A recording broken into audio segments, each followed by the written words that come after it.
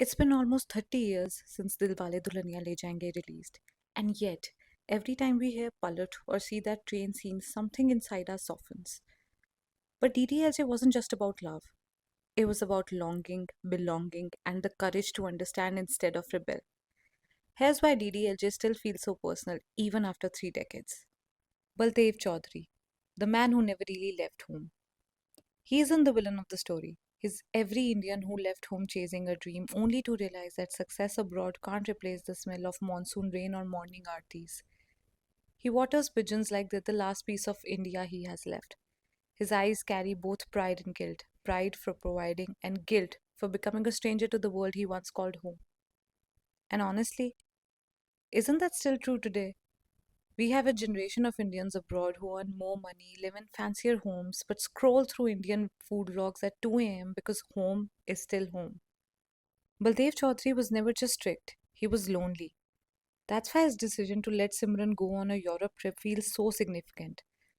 For a man so rooted in tradition, it was his way of saying, go see the world I never could. Those European landscapes, the trains, the snow, the open roads weren't just cinematic beauty. They mirrored Simran's first taste of freedom and visually set the stage for everything DDLJ stood for. That love and self discovery begin the moment you step beyond your comfort zone. So when Baldev finally says Ja Simran Ja, it isn't just permission, it's redemption. 2. Raj, the boy who chose respect over rebellion. Raj changed everything for Bollywood heroes. Before DDLJ, love stories had two endings. Either the lovers ran away or they gave up their love to make their parents happy. There was never an in between. Raj became that in between. He didn't fight the family. He didn't flee. He stayed under the same roof at the same dining table, smiling through suspicion and small talk. He didn't steal Simran away. He earned her. Raj proved that love doesn't have to scream to be strong. That the bravest thing you can do sometimes is to wait with patience and purpose. And that's what made him different. He turned love into something bigger than two people. He made it about belonging.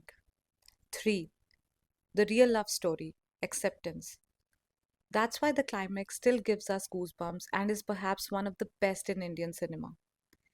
DDLJ isn't just Raj and Simran's love story, it's Baldev and Simran's story of acceptance. That final scene where Simran's hand slips from her father's and he finally lets go is one of the most emotionally charged moments in Indian cinema. Because in that second, Baldev doesn't just free his daughter, he frees himself from fear, ego, and everything that stopped him from understanding love. It's raw, honest, and human. The kind of moment that makes every parent watching think, why can't our children's partners convince us like this? Raj didn't rebel, he reasoned. He didn't defy tradition, but elevated it. And that's what made this climax unforgettable. And woven through all of this was the music. Jatin Lalit's soundtrack, Lata Mangeshkar's timeless voice, and that haunting mandolin theme that still feels like nostalgia set to tune. The songs didn't just play in the story, they were the story, capturing youth longing and the ache of growing up between two worlds. 3 decades later, we may swipe instead of writing letters, and love may start in DMs instead of train stations. But we're all still looking for the same thing, a love that doesn't make us choose between heart and home. And that's why DDLJ endures. Because it didn't glorify rebellion, and in fact celebrated reconciliation. It didn't ask us to fight harder, it asked us to understand deeper. So tell me, when you watch DDLJ today, do you still see a love story? Or do you see a bridge between generations, between choices, between home and heart? Let me know in the comments below. And if you like this video, do subscribe.